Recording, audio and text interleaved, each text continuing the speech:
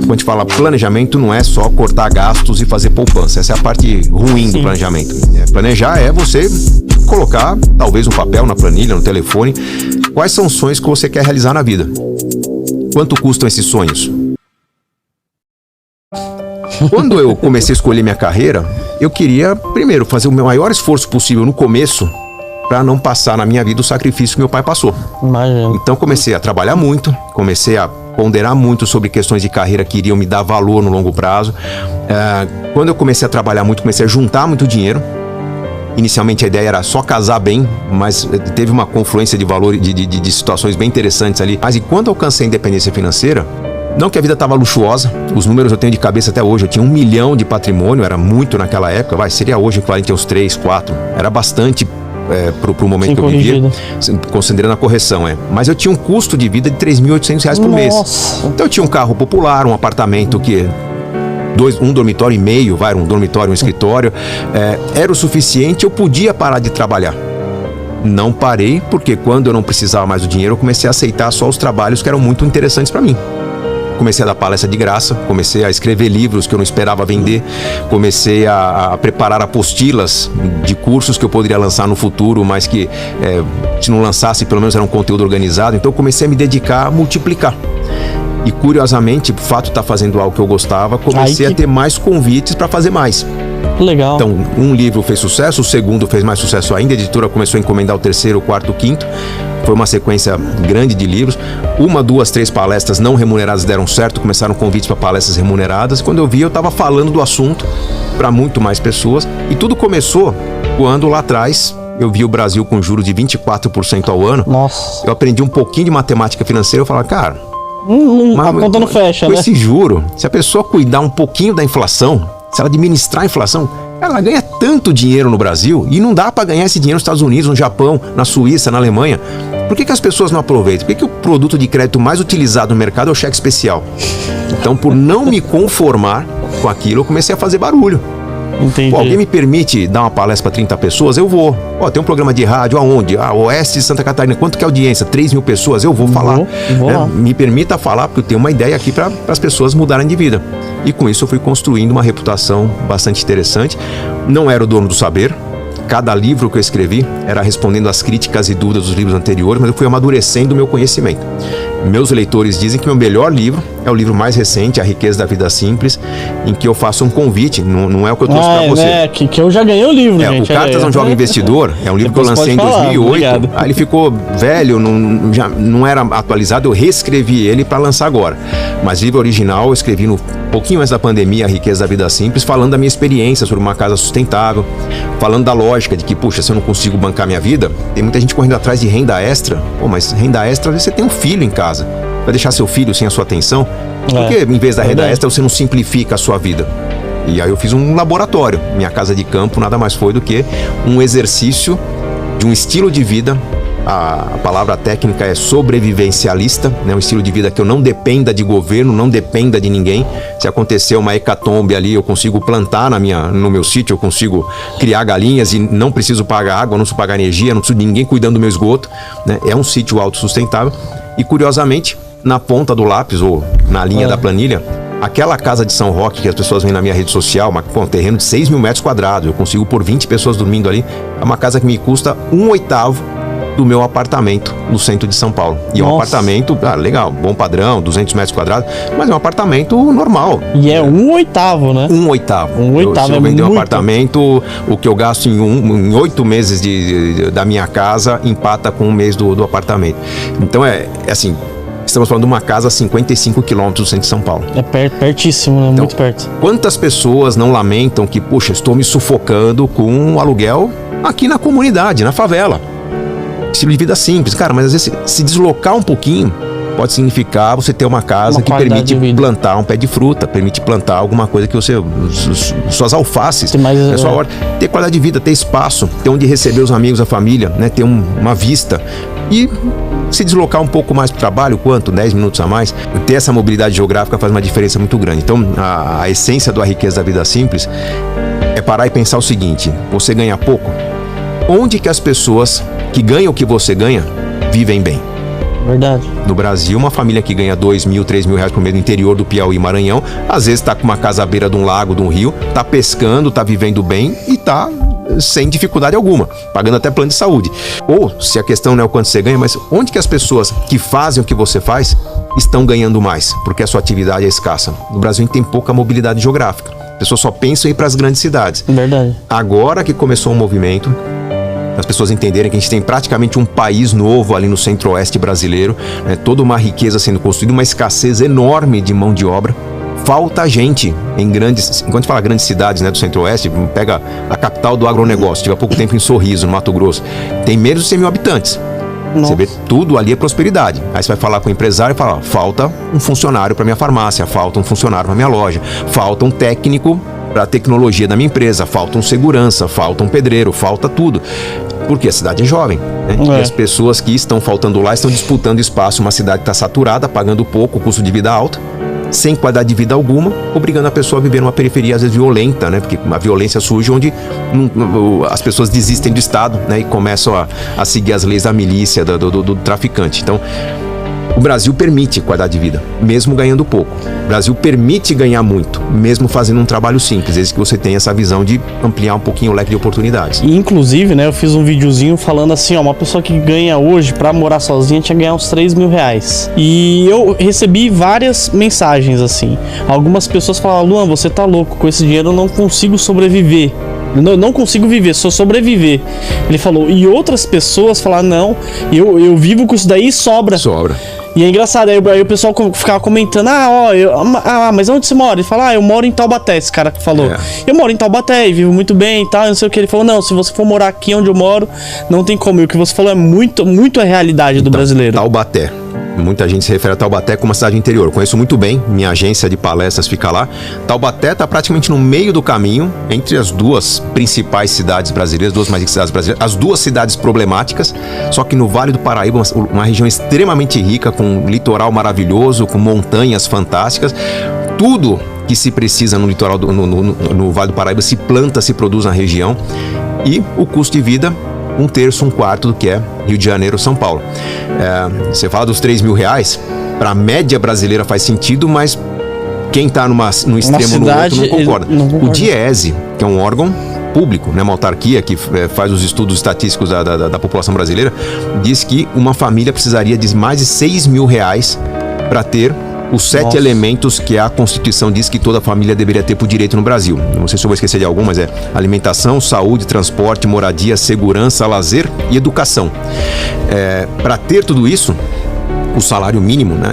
Não é bem salário mínimo, mas é a renda mínima familiar, seria de 6 mil reais, que bate com seus 3 mil de salário mínimo, né? Que uma pessoa deveria ter, um casal multiplica por 2. Legal, isso aí é resultado de estudo estatístico, cara. Aí pode ser que esses 6 mil para viver num bairro nobre de São Paulo realmente mal paga o aluguel. Não tem como não pagar nem aluguel. Mas se você for morar num lugar fantástico, no Tocantins, no Maranhão, Centro-Oeste, um salário te permite ter um carro do ano, né? Te permite viajar para fora da região todo ano. Então, como você vai viver é uma escolha sua. Estar endividado é consequência das boas ou más escolhas que você teve no passado. Uma pessoa que está endividada num país pujante como o Brasil é porque não parou para pensar e se organizar na hora certa. O que motiva todo esse endividamento é o fato das pessoas chegarem à vida adulta, não pararam para se planejar. Quando já estão esbarrando em decisões importantes, o tipo, tem que me preparar para a carreira, tô namorando, a família tá pressionando para casar, né? Então quem casa quer casa e você vai... Quem casa quer casa. Você vai seguir qual a estratégia? A estratégia que todo mundo segue há 100 anos, que é a estratégia do comércio. O banco te dá 30% da sua renda mensal em crédito.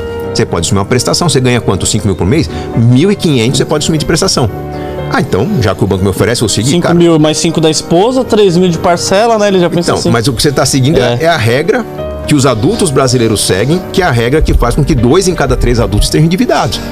Cara, não é pra seguir a regra que estão seguindo. Faz sentido, né? Como é que o que a família vai dizer se eu me casar e não tiver casa? Cara, dane-se a família nesse momento. Apresenta pra família o seu plano, não o contrato da casa, né? Mostre que você vai viajar todos os anos, que vai investir numa pós-graduação para sua carreira crescer, está se preparando para filhos, que você vai conquistar a independência financeira, em que em algum momento no meio do caminho você vai comprar a casa própria quando não quiser mais mudanças na vida.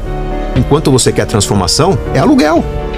E tem que ter desprendimento. Eu tenho falado recentemente, já andaram me perguntando, cara, se eu perdesse tudo que eu tenho na vida, primeiro, eu só não quero perder minha família, mas se eu perder tudo, uma carta que eu tenho na manga, eu adoraria morar num barco. Uma casinha pequena, vou dividir com algum amigo que se ferrou. Você vai dar um jeito, né? Dá um jeito. Mas vou perder a dignidade? Imagina, meu conhecimento tá aqui, minha capacidade tá aqui, eu vou trabalhar como eu puder, né? Mas não, né? Vou morar perto da minha mãe, do meu pai, tem um apartamento, tá caro. A gente se prende muito geograficamente, acaba se impondo despesas e dívidas que não precisaria ter. Muitas vezes, né, na vida das pessoas, elas começam um planejamento errado, né?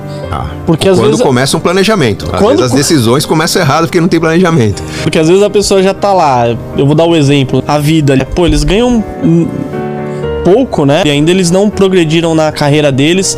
Aí eles já pegam e financiam uma casa, já se apertam todo, aí financiam um carro. Aí não sobra nada pra eles praticamente, né? Eles contraíram dívidas ali e eles acabam não prosperando. Vou me apegar a uma frase, um trechinho que você falou, às vezes ganha pouco. Luan, no Brasil, o que você ganha pode ser pouco onde você vive. Se você pensar onde as pessoas vivem bem com o que você ganha, o Brasil é um país com realidades infinitamente variadas. Dá para viver muito bem com 2, 3 salários mínimos no Brasil, ter um pedacinho de terra, plantar sua comida se for necessário, mas por falhas no planejamento, por falhas no sistema educacional, pelo fato da oportunidade não chegar às pessoas de uma forma uniforme, as pessoas vão disputar emprego todas no mesmo lugar. Ou vão disputar um emprego que não tem valor. Eu consigo, eu sou bom em, sei lá, um ofício ali ligado à obra, mas numa cidade que está saturada de pedreiro, uma cidade que o que paga por aquele ofício não permite viver. Então, as pessoas acabam caindo em armadilhas que muitas vezes não conseguem ter volta. Cara, você não consegue pôr comida na mesa, mas como pensar em estruturar uma vida em outra cidade, em outro estado? A falha está no planejamento. Quando a gente fala planejamento, não é só cortar gastos e fazer poupança. Essa é a parte ruim do planejamento. Planejar é você colocar, talvez no papel, na planilha, no telefone, quais são os sonhos que você quer realizar na vida. Quanto custam esses sonhos? Para 100% das pessoas, qualquer sonho ambicioso vai ser impossível no momento que você começa a planejar.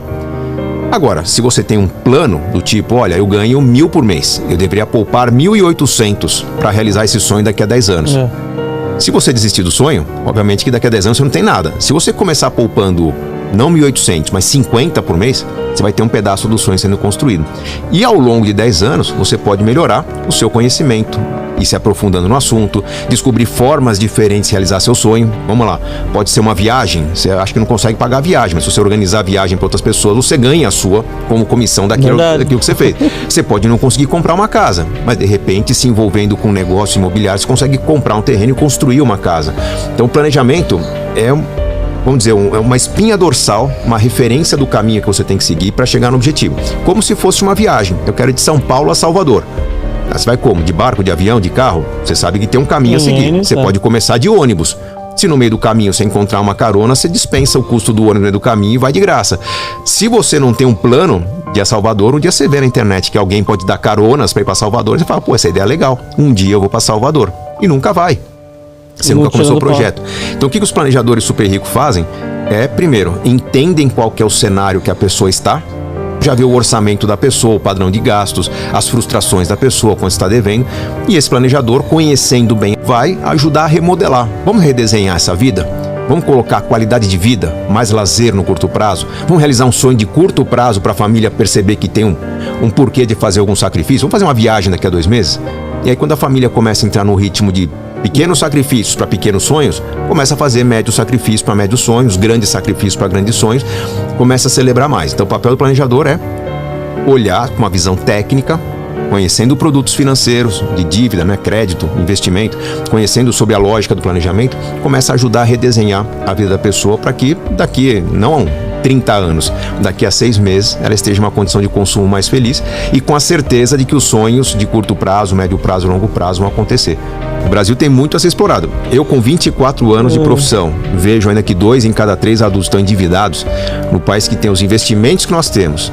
Verdade. O sistema financeiro moderno que nós temos, o potencial de crescimento que nós temos, a volatilidade que nós temos, que volatilidade é lucro. Se eu tenho um ativo que vale 10, mas num mês ele vale 8, no outro vale 12, para muita gente despreparada isso é dor de cabeça. para quem está no mercado, isso é lucro. Verdade. Eu posso ter um ativo que vale 10 durante 20 anos, mas se tem volatilidade, eu faço lucro na volatilidade. Barato, eu estou operando, sobe e desce. Então, o Brasil ele tem condições sem igual no mundo. Não existem condições tão interessantes quanto o Brasil de hoje para se investir. Só que nós temos 2 em cada 3 adultos endividados. Estão usando os juros da nossa economia contra sua riqueza e não a favor. A gente poderia reverter isso num prazo não muito longo. Estou otimista. Nossos filhos... Você tem filho, não? Tenho. Eu tenho uma filhinha de 1 ano e 7 meses. 1 ano e 7 meses. Eu tenho 3 filhos, já todos adolescentes, mas meus filhos já têm educação financeira na escola. Sua filha vai ter também. Então, daqui a 10 anos, o consumo brasileiro, o crédito brasileiro, o investimento brasileiro vai ser muito diferente do que é hoje. Um mercado muito mais robusto, muito mais equilibrado, muito menos volátil, mas até lá... Melhores escolhas, né? Sem dúvida alguma. Nós temos mercados virgens, né? O agronegócio ainda é um negócio de poucas famílias, né? Agora começou um pouquinho de fiagro, né? Um ou outro investimento. Você tem que ter um pouco mais de volume para operar as commodities, né? Agora a gente começa a popularizar o que é o negócio que carrega a economia brasileira nas costas, que é o agronegócio. Então, tudo isso é cenário de transformação nos próximos anos. Não sei o quanto você já debateu nesse aqui sobre crédito de carbono. Bem pouco. Crédito de carbono é o mercado europeu hoje. No Brasil, a gente mal conseguiu estruturar. Bem pouco, não. Um crédito de carbono custa lá na Europa $100. Nós estamos com $10 no Brasil. Porque é um mercado desestruturado. A hora que a gente organizar isso, tem todo um mercado novo, todo um novo pré-sal do Brasil a ser explorado nos próximos anos, que vai fazer muita gente rica, desde que essas pessoas não estejam endividadas, estejam investindo. Então vamos ter uma visão otimista. A gente fica com uma visão de curto prazo, né? Eleições atrapalhando, eu gosto de um, não gosto de outro, o problema.